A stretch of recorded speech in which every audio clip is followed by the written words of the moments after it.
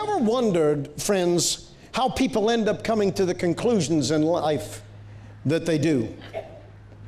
It reminds me of a story of a man whose name is Bernie, had a wife whose name was Elaine, and their last name was Lockkick. Now, Bernie and Elaine were wonderful people. But Bernie and Elaine actually had a dream when they first had gotten married. And I want to tell this story, or at least part of it, from Bernie's perspective. He said, you know, when Elaine and I first got married, all we ever wanted, we wanted to have 2 girls and we wanted to have 1 boy. And in these girls, with these 2 girls, we'd already had our 2 girls. And we were asking God that what He would do is that He would give us a son. And so the day came when Elaine got pregnant. And when she had our son, our lives were absolutely transformed. They were overcome with joy. It knew no boundaries. Our life was just really wonderful because now we had everything that we had hoped. We'd had our 2 daughters and our 1 son. But after just a couple of weeks, we began to notice that there was something different about David. David was a wonderful young boy, but the problem was that David's head was leaning a little bit to the right, and we couldn't seem to be able to straighten him up, and we knew that something was wrong.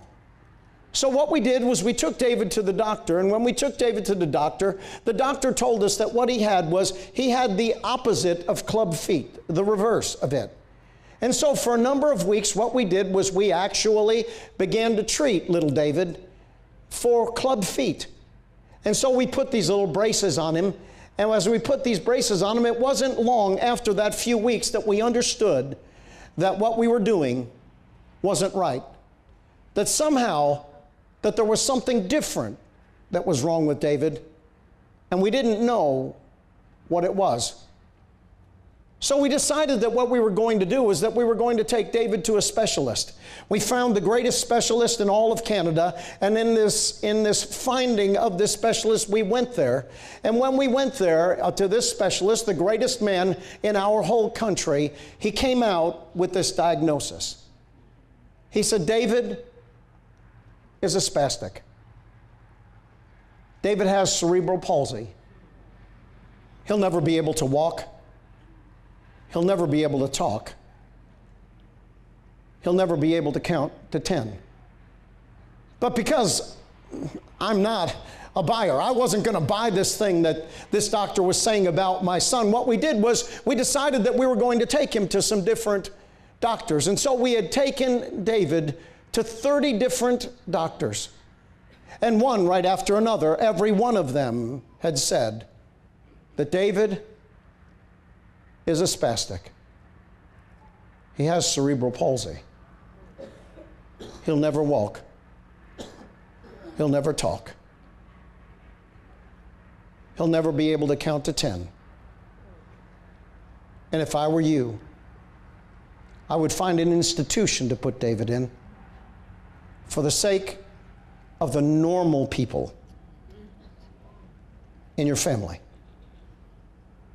But Bernie said, just realizing this was more than we could really bear. But I knew that although that these things were true about David, yet they didn't have to be the truth about David.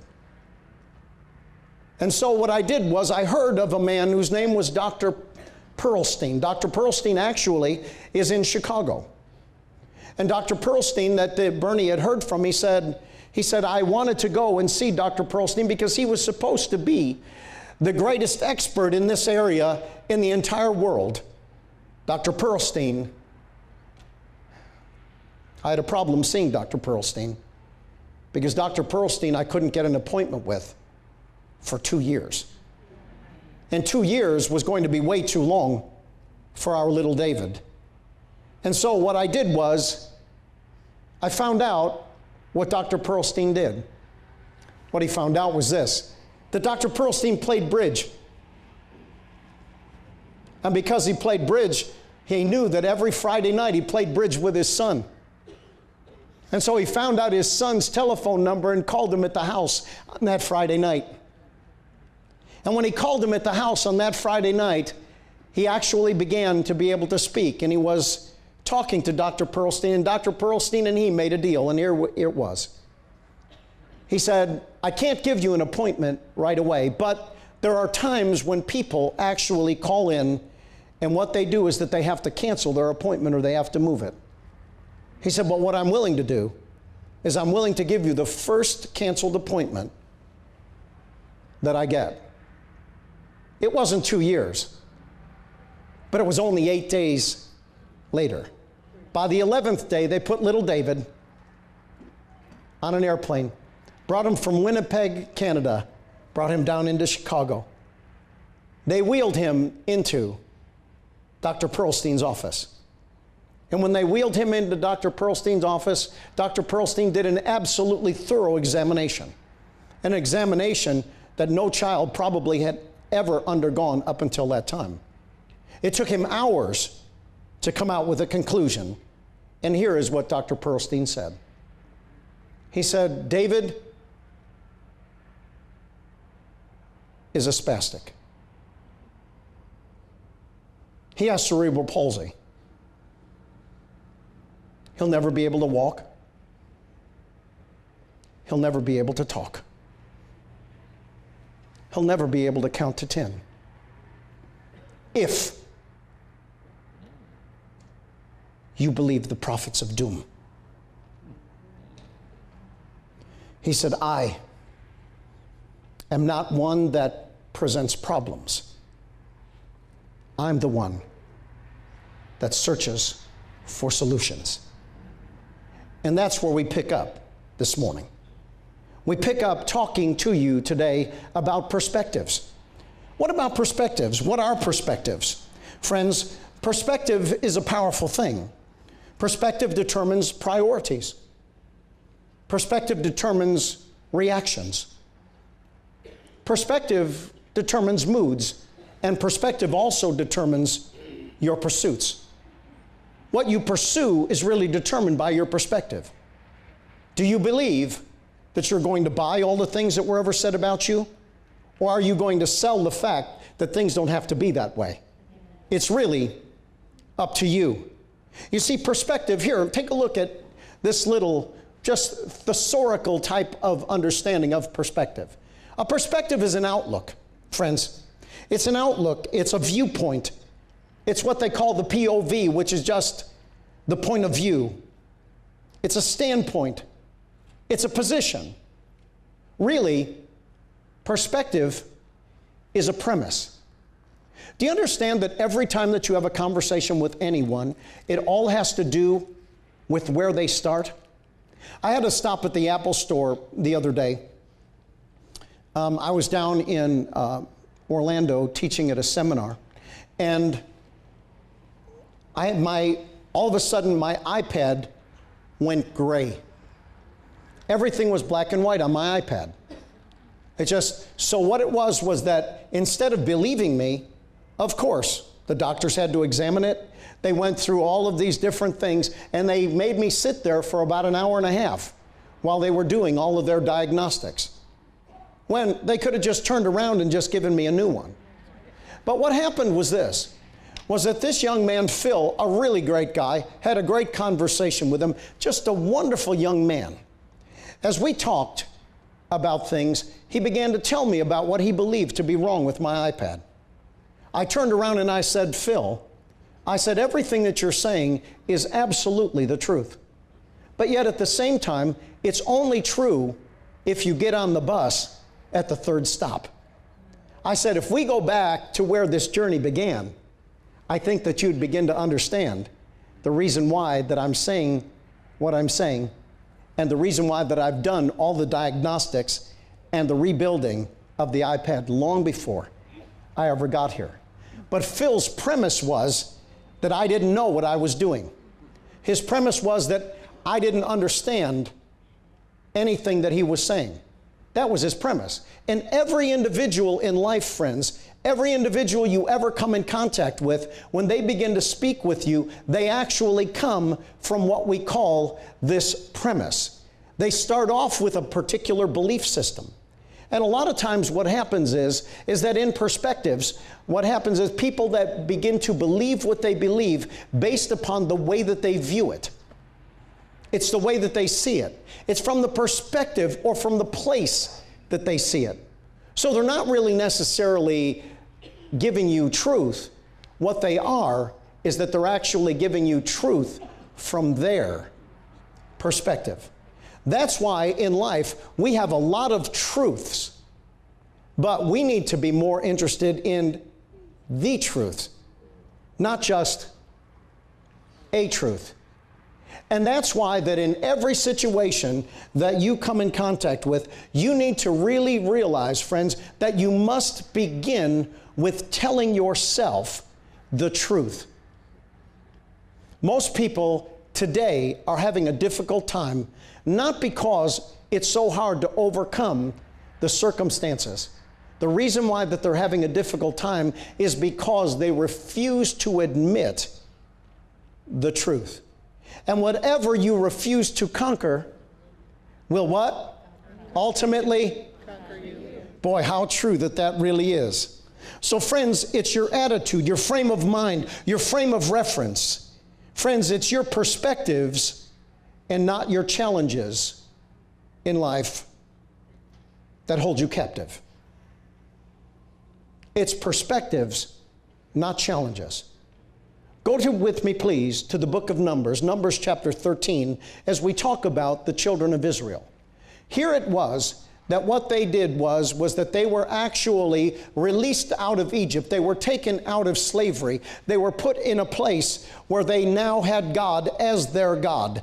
They no longer were under the horrible driving thumb of the Egyptians. They now were able to worship God. Now the thing about it was that God actually told Moses, the leader, he said, now what I want you to do is I want you to choose one person from each tribe, and I want them to go out, and I want them to go to the promised land.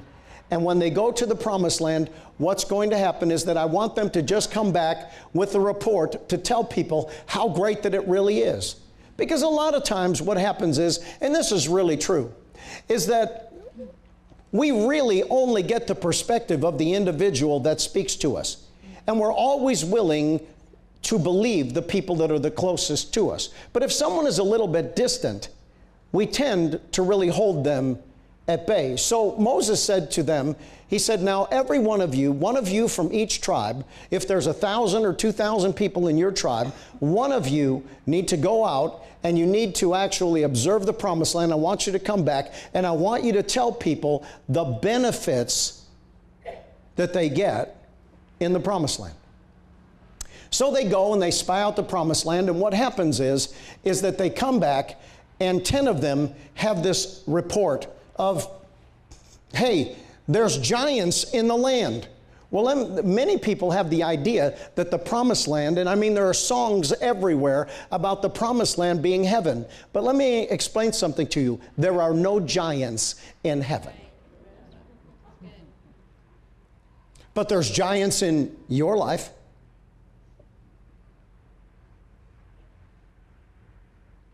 And just like the children of Israel, whether or not that they were able to go into the promised land was really determined by the perspective that they had, because they either had God's perspective or they had the giant's perspective. Funny enough, only 2 guys out of every one of them was able to enter into the promised land. So here in Numbers chapter 13, beginning with verse 31, here's what he says. He said, but the others said, we can't attack these people. They're way stronger than we are. They spread scary rumors among the people of Israel. They said, we scouted out the land from one end to the other. It's a land that swallows people whole. Everybody we saw was huge. He said, why, we even saw the Nephilim, the giants. So he said, alongside them, we felt like grasshoppers, and they looked down on us as if we were. Do you know the problems of life look down on us all the time? The problems of life tell us that we're not ever going to be able to overcome. The problems of life say, we're too big for you. You'll never be able to overcome us. But the same as it was for Bernie and Elaine is the same as it is for you. You have to choose whether or not that you're going to buy the fact that those things are giants, or whether or not that you're going to see them as grasshoppers. Every one of us have that choice every day. You see, there's only two ways to view anything in life: through the hopelessness of my problems or the lens of God's promises. There's only two ways to be able to look at things. So the question is, what are we looking at? What are we looking at? In 2 Corinthians chapter 4, verses 17 and 18, the Bible tells us this. He said, "For our light affliction, which is but for a moment." We think, oh my goodness gracious, that is so big, it's so huge, I'll never be able to overcome it. What in the world am I going to do? How am I going to handle these problems in life? He said, our light affliction, which is only for a moment. You may be having a problem or a challenge in your home today. It's a light affliction. It's only a moment. You see, people fall in love, but then they also fall out of love, don't they? How do I overcome falling out of love? By making a choice to believe God's promise, not my problems. What is God's promise to me? His promise to me is actually this: be like me and love her like I love you. Can you imagine you actually being like God? What a privilege it is. Do you know actually, the Bible doesn't even tell the woman to do that. But gentlemen, he tells us to actually act like him for her. What a privilege. I mean, that's a promise. I can be like God, and I be like God by and only by his promise. And so here he said, our light affliction, which is but for a moment, it works for us. Say, the problems of life will work for me while I don't look at the things which are seen, but I look at the things which are not seen. For the things which are seen, they are temporary and they are subject to change. But the things that are not seen, the Word of God, that is what is eternal. You see, no matter what, it's really funny that if there's a little bit of turbulence with a plane, and I don't have this problem, because when I get on the plane, I already have my speech to heaven and hell. My speech begins with this: that in the name of Jesus, this captain will operate this aircraft in the perfection and in the excellence that God has trained him in. Number two, this aircraft will function according to manufacturer's specifications. And number three, that we are completely free from all turbulence in Jesus' name. So I don't have those problems. Other people talk about them because they're looking for excitement. Me, I'm appreciative of a boring life. I really, really am. I'm greatly appreciative of a boring life. And so what happens is this, and this is true in life, and some of you will understand it. And then I'll finish up with this thought. And maybe I'll tell you a little bit more of David's story. But here, what happens to us in life becomes simple. Interestingly enough, is that as we begin to fly through life, all of us do, when we try to land and try to put some things in order and try to fix some things, many times what happens is that there's some turbulence. And so like it is with so many airplanes that are just about ready to land, and there's turbulence or there's a crosswind which begins to push the plane outside of its landing space on the runway, and then they just have to put on the fuel again to get back up in the air to make a new approach. That's what happens in people's lives. That instead of landing, what they do is that they take another run around the field. But ultimately, every plane needs to land. Because in time, there's no more fuel. And you come to the realization in your life that what you want is that you want to be able to have some years of enjoyment before there are no more to be had. Has that ever happened to you? So we want to make sure we get this plane down as quickly as we can get this thing on the ground so that we can begin to what we consider to be enjoying life. Oh yes, let me finish up with David. So when Dr. Pearlstein said that if you don't believe the prophets of doom, then something can happen for David. He said, but now you need to be committed to this. And when I talk about commitment, I'm talking about this is a lifelong commitment. This isn't something that what you can do is you can do this for a few weeks or a few months or even a few years and have things like you want them forever. So what happened was that Bernie and Elaine left Dr. Pearlstein's office, and they were excited because hope, for the first time in all of their life with David, had now reared its very elusive head. And so when they went home, they actually remodeled their basement and they made it a gym. And they hired a personal trainer. They hired a physical therapist. And what they did was they refused to allow David to ever see anyone that was trying to go through rehab that had cerebral palsy. Because Dr. Pearlstein told him one other thing. He said, never allow him to see anyone else going through rehabilitation. Because if you do, he'll begin to pick up the traits of those in rehab.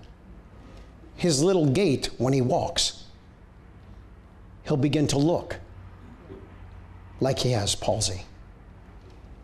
I want him to see you when you walk, not those who have cerebral palsy, and you tell him that that's what he has. So what happened was that they worked with David. And after a number of months, what happened was David was actually able to move the length of his little body. He could actually move. Unbelievable. He could move. And then after a few more years, what happened one day was that the physical therapist actually called Bernie on the phone and said Bernie said, Bernie, come on home because David's ready. And so here it was, little David.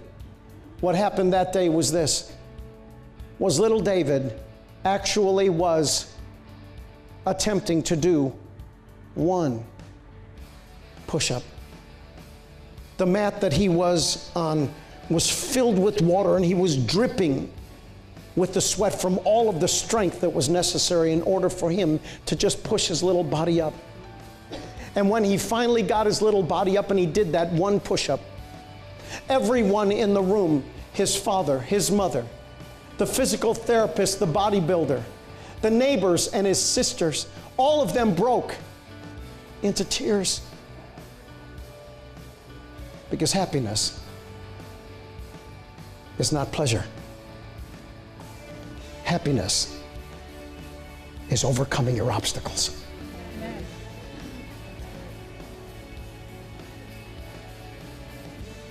And then a day came when David actually had his bat mitzvah. little David Locklick. As he was walking down the aisle, walking straight and walking tall, he uttered the words that have to be uttered in order to be able to follow his ancestors' traditions. That very day, David had done 1,100 push-ups. He had run 6 miles. And, oh, by the way, he had worn out 4 bikes. All because you can believe the prophets of doom, or you can believe the promises of God. Let's bow our heads and pray. Father, thank you so much for today. We don't believe the prophets of doom. We believe the promises of God. My Father, may we shed all those obstacles.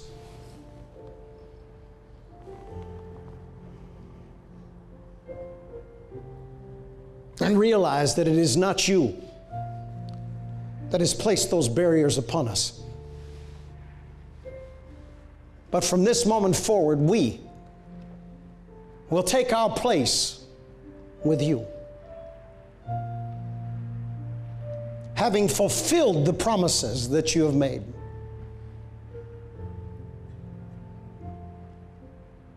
If you're here this morning, you'd say, Pastor, I know that I've allowed some things to limit my life, to hold me back.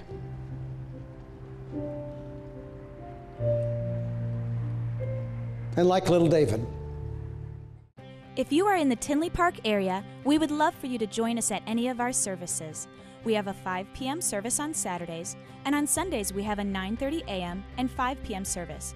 We also have a midweek service on Wednesdays at 7:15 p.m. With over 30 years of ministry, FHC has something for everyone.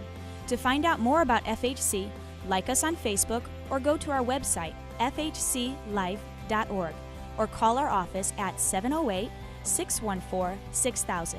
We look forward to seeing you soon.